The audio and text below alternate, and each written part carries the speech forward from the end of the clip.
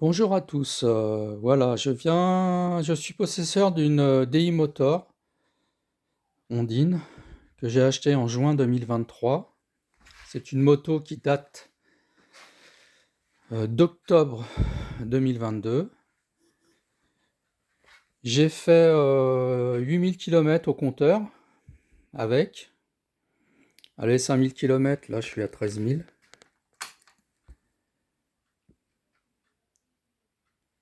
Voilà, voilà, j'ai 113 km. On avait un peu plus de 5 000 km quand je l'ai acheté. À savoir que le compteur n'est pas très précis. Je fais 101 km aller-retour par jour. Euh, sur le compteur, lui, il affiche 108 km. Donc voilà, il est très généreux. C'était surtout pour essayer de... Voilà, je vais vous dire ce que j'ai eu comme problème depuis que j'ai la moto. Parce que j'ai vu pas mal de vidéos, dont Casimir, qui avait des problèmes avec sa moto, qui est toujours en panne. Je sais pas s'il l'a toujours. Voilà, c'était pour vous dire que j'ai eu comme panne, j'ai eu le contacteur de béquille latérale, voilà, qui m'empêchait de me servir de la moto. Donc j'avais une procédure avec les boutons vitesse, marche arrière, j'arrivais à m'en sortir avec ça, mais donc avant de comprendre que c'était le contacteur de béquille. Donc je l'ai remplacé, et plus de problème.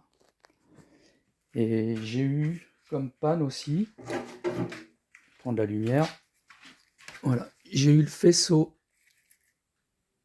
qui s'est coupé au niveau de la colonne de direction. La moto n'était pas en panne, mais j'avais plus d'écran LCD qui s'allumait. Donc je savais pas, il n'y avait plus rien.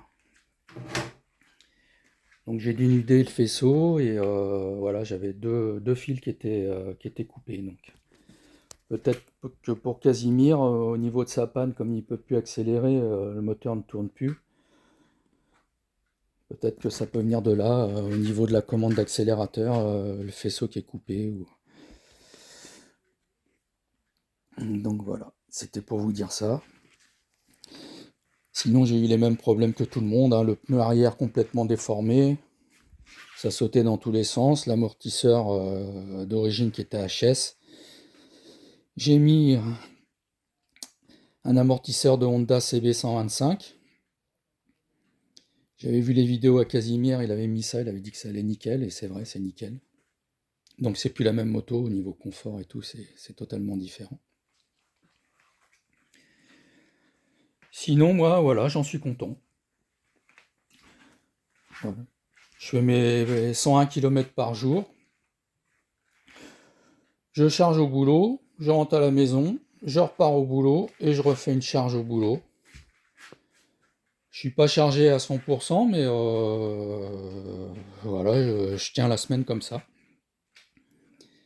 Je pense que je pourrais faire mes 50 km de plus, mais j'ai pas osé tenter le coup. Donc, comme je prends le périph sur Paris, après je reprends sur le A4, j'habite en Seine-et-Marne.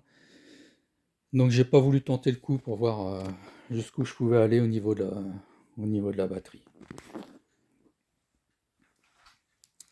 Et ben voilà, c'était pour vous dire ça, les problèmes que j'ai eus. Au niveau disque, j'ai pas de soucis, ils sont pas voilés à l'avant. Ça vibre pas au freinage, rien. Si quelqu'un pouvait me dire l'astuce pour équilibrer une roue arrière avec le moteur électrique à l'intérieur, parce que c'est pas facile. La roue avant, oui, ça va, mais la roue arrière, on n'arrive pas à trouver le balourd pour mettre les masses à l'opposé. Donc, j'ai pas trouvé sur YouTube les techniques et même des vidéos pour équilibrer les roues avec le moteur à l'intérieur. Et ben j'espère que avec ce que j'ai eu comme panne, ça pourra aider certaines personnes qui ont des problèmes avec la moto. Merci, à bientôt.